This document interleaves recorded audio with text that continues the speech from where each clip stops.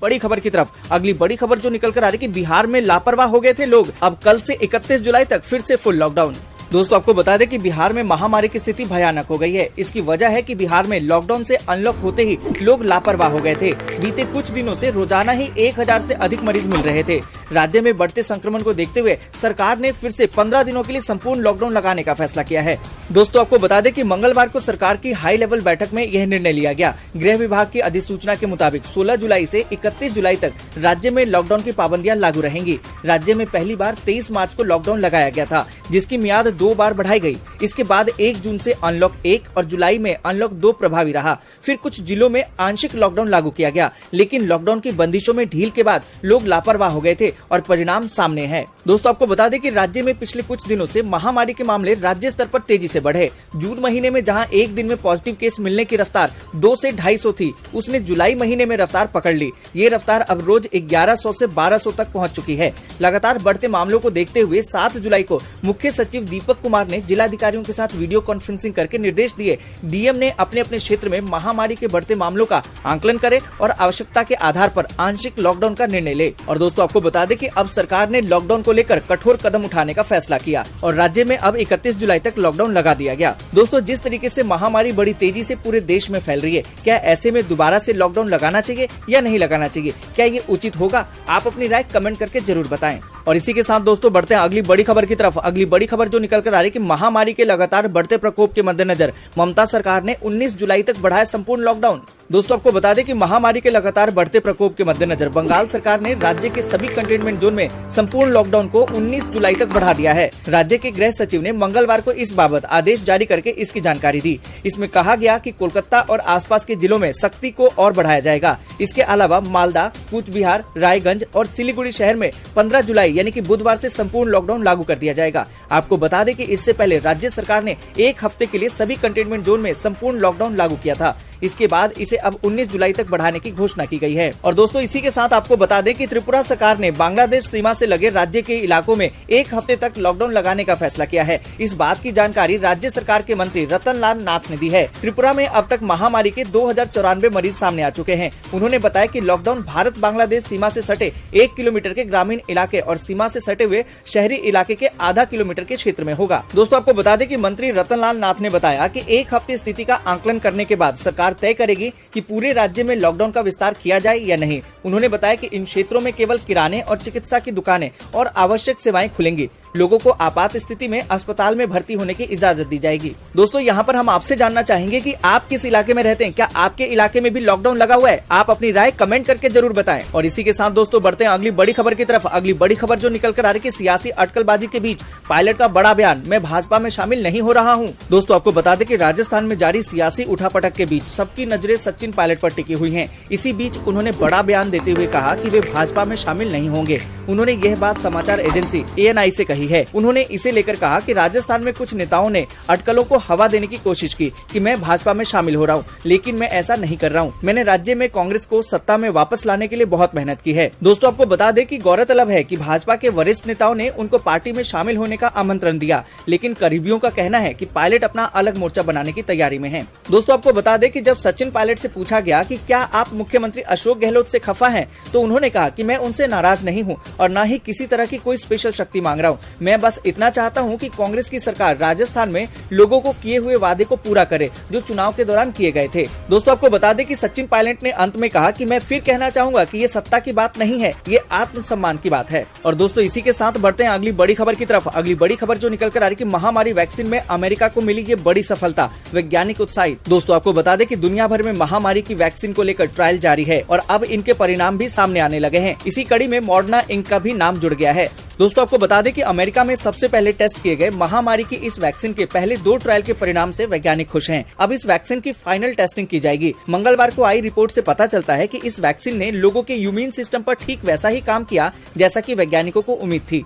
दोस्तों आपको बता दें कि अमेरिकी सरकार के शीर्ष संक्रामक रोग विशेषज्ञ डॉक्टर एंथनी फॉसी ने न्यूज एजेंसी एपी से कहा कि चाहे आप इसे कैसे भी ले, लेकिन ये एक अच्छी खबर है। ये प्रायोगिक vaccine national institute of health और मॉडर्ना इंक द्वारा मिलकर बनाई जा रही है। इसकी सबसे जरूरी और फाइनल टेस्टिंग 27 जुलाई के आसपास की जाएगी। ये वैक्सीन पूरी तरह से कब तक आ जाएगी इसके बारे में अभी कुछ कहा नहीं जा सकता, लेकिन सरकार को उम्मीद है कि साल के अंत तक इसके परिणाम आ जाएंगे। और इसी के साथ दोस्तों बढ़ते हैं अगली बड़ी खबर की तरफ। अगली बड़ी खबर जो निकल कर आ रही है, सीबीएसई बोर्ड 10वीं के परिणाम आज होंगे घोषित। सीबीएसई result.nic.in पर देख सकते हैं नतीजे।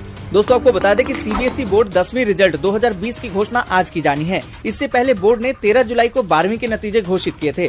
सीबीएसई बोर्ड 10वीं का रिजल्ट 2020 की घोषणा बोर्ड के आधिकारिक रिजल्ट पोर्टल CBSE result.nic.in पर की जाएगी। हालांकि बोर्ड की तरफ से सीबीएसई बोर्ड 10वीं रिजल्ट 2020 की घोषणा को लेकर किसी निश्चित समय की जानकारी अभी तक नहीं दी गई है, लेकिन विभिन्न मीडिया रिपोर्टर्स के अनुसार सीबीएसई बोर्ड कक्षा 10वीं का परिणाम दोपहर के समय तक आ सकता है। दोस्तों आपको बता दें कि केंद्रीय मानव संसाधन विकास मंत्री डॉक्टर रमेश पोखरियाल निशंक ने कल 14 जुलाई 2020 को एक ट्वीट के माध्यम से इसकी जानकारी दी थी कि सीबीएसई बोर्ड 10वीं के रिजल्ट 2020 की घोषणा कल यानी कि आज 15 जुलाई को की जाएगी। केंद्रीय मंत्री द्वारा साझा किए गए आधिकारिक जानकारी के चलते सीबीएसई सेकेंडरी रिजल्ट 2020 की घोषणा तिथि को लेकर सोशल मीडिया पर लगाई जा रही अटकलों पर विराम लग गया। और इसी के साथ दोस्तों बढ़ते हैं अगली बड़ी खबर की तरफ। अगली बड़ी खबर जो निकल कर आ रही है, पीएम गरीब कल्याण योजना और आत्मनिर्भर योजना के तहत बांटा गया राशन। दोस्तों आपको बता दें कि महामारी की वजह से लोगों का कामकाज ठप पड़ा हुआ है और कई मजदूरों को मजदूरी भी नहीं मिल रही।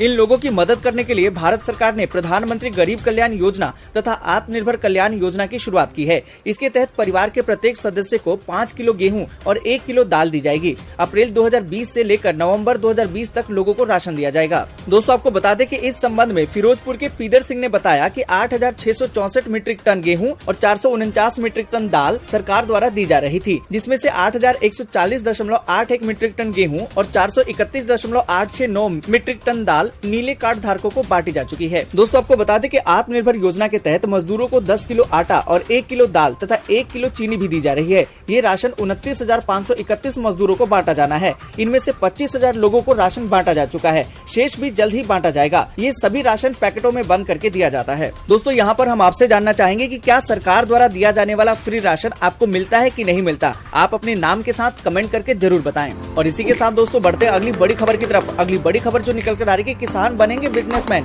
खेती के साथ शुरू कर सकते हैं बिजनेस, केंद्र सरकार करेगी मदद। दोस्तों आपको बता दें कि मोदी सरकार का फोकस किसानों पर है, उनकी आमदनी बढ़ाने से लेकर बिजनेसमैन बनाने तक। इसलिए देश में 10,000 FPO खोले जा रहे हैं। FPO यानी कि किसान उत्पादक संगठन या फार्मर प्रोड्यूसर ऑर्गेनाइजेशन, जो किसान के ग्रुप से बनता है। ये रजिस्टर्ड निकाय होता है और किसान उसके अंशधारक होते हैं। ये फसलों समेत एग्रीकल्चर उत्पादों से संबंधित कारोबारी गतिविधियों को चलाता है। ये सदस्यों के फायदे के लिए काम करता है। दोस्तों आपको बता दें कि सरकार 2023-24 तक देश में कुल 10,000 FPO का गठन करेगी। हर एक FPO को 5 साल के लिए सरकारी समर्थन दिया जाएगा। इस काम में लगभग 6,866 करोड़ रुपए खर्च होंगे।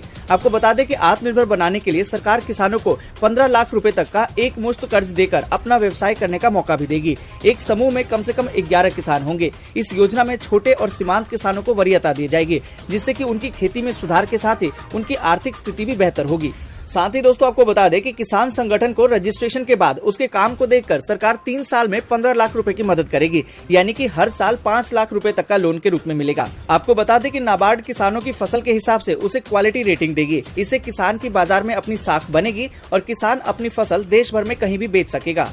दोस्तों अगर आप किसान हैं तो इस तरह के समूह से जुड़कर आप फायदा उठा सकते हैं। और इस पूरी खबर पर आप क्या सोचते हैं, कमेंट करके जरूर बताएं। और इसी के साथ दोस्तों बढ़ते हैं अगली बड़ी खबर की तरफ। अगली बड़ी खबर जो निकल कर आ रही है कि दिल्ली में लर्निंग लाइसेंस के लिए नहीं करना होगा इंतजार, केजरीवाल सरकार 1 महीने के अंदर देगी लाइसेंस। दोस्तों आपको बता दें कि महामारी ने लर्निंग लाइसेंस और स्थायी ड्राइविंग लाइसेंस बनवाने वालों की मुसीबत बढ़ा दी है। इसके लिए दिल्ली सरकार ने क्षेत्रीय परिवहन कार्यालय में ड्राइविंग टेस्ट के लिए 2 से 3 महीने की वेटिंग मिल रही है। आपको बता दें कि परिवहन मंत्री कैलाश गहलोत ने इसे 1 महीने की समय सीमा में लाने के निर्देश दिए हैं। इसके बाद परिवहन विभाग हरकत में आ गया और लोगों को 1 महीने में लर्निंग ड्राइविंग लाइसेंस मिल सके, इसके लिए उपाय शुरू कर दिए हैं। असल में महामारी के चलते दिल्ली में ड्राइविंग लाइसेंस बनवाने के लिए लोगों को 2 से 3 महीने का इंतजार करना पड़ रहा है। और इसी के साथ बढ़ते हैं दोस्तों आगे और जानते हैं मौसम के ताजा अपडेट को। आपको बता दें कि गर्मी के बीच दिल्ली से सटे हुए नोएडा में लोगों को थोड़ी राहत मिली है। वहाँ कुछ इलाकों में बारिश शुरू हो गई है, जबकि दिल्ली की बात करें तो यहाँ धूप नहीं है पर हल्के बादल जरूर छाए हुए हैं। आपको बता दें कि मौसम विभाग ने बताया है कि अगले 2 घंटों में कैथल, कुरुक्षेत्र, जिंद, मेहम,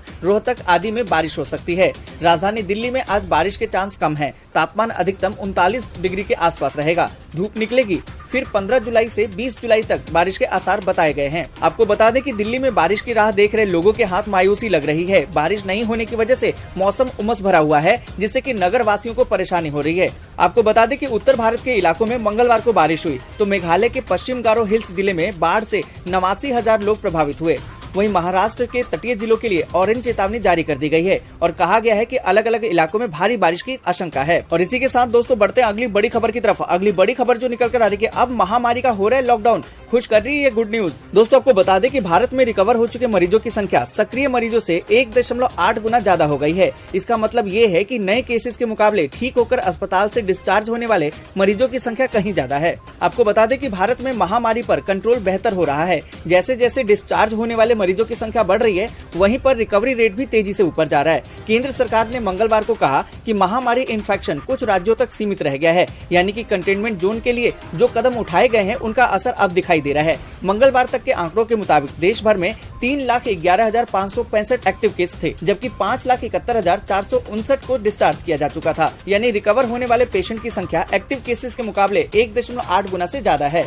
स्वास्थ्य मंत्रालय के मुताबिक 3 मई को जहां देश का रिकवरी रेट 26.59% था, वहीं अब ये बढ़कर 63.02% हो गया है। दोस्तों आपको बता दें कि केंद्रीय स्वास्थ्य मंत्रालय के मुताबिक 20 राज्य और केंद्र शासित प्रदेश ऐसे हैं जहां रिकवरी रेट नेशनल एवरेज से ज्यादा है। इनमें लद्दाख टॉप पर है, जबकि दिल्ली दूसरे नंबर पर है। तो दोस्तों इसी के साथ बढ़ते हैं अगली बड़ी खबर की तरफ। अगली बड़ी खबर जो निकल कर आ रही है, ट्रंप ने हांगकांग को लेकर चीन के खिलाफ उठाया बड़ा कदम। दोस्तों आपको बता दें कि अमेरिका और चीन के बीच टकराव लगातार बढ़ता जा रहा है। दक्षिण चीन सागर में पहली बार चीन के दावे को खारिज करने के बाद अब अमेरिका ने हांगकांग को लेकर चीन के खिलाफ कार्रवाई की है। आपको बता दें कि अमेरिकी राष्ट्रपति डोनाल्ड ट्रंप ने मंगलवार को कहा कि उन्होंने हांगकांग की स्वायत्तता में दखल को लेकर चीन पर प्रतिबंध लागू करने वाले बिल पर हस्ताक्षर कर दिया है। आपको बता दें कि ट्रंप ने कहा कि उन्होंने हांगकांग का विशेष दर्जा खत्म करने के लिए एक आदेश पर भी हस्ताक्षर कर दिए हैं। हांगकांग को व्यापार में अमेरिका से तमाम तरह की छूट मिलती थी। ट्रंप ने कहा कि हांगकांग को अब मुख्य भूमि चीन की तरह ही देखा जाएगा, कोई विशेषाधिकार नहीं होगा, कोई खास आर्थिक छूट नहीं दी जाएगी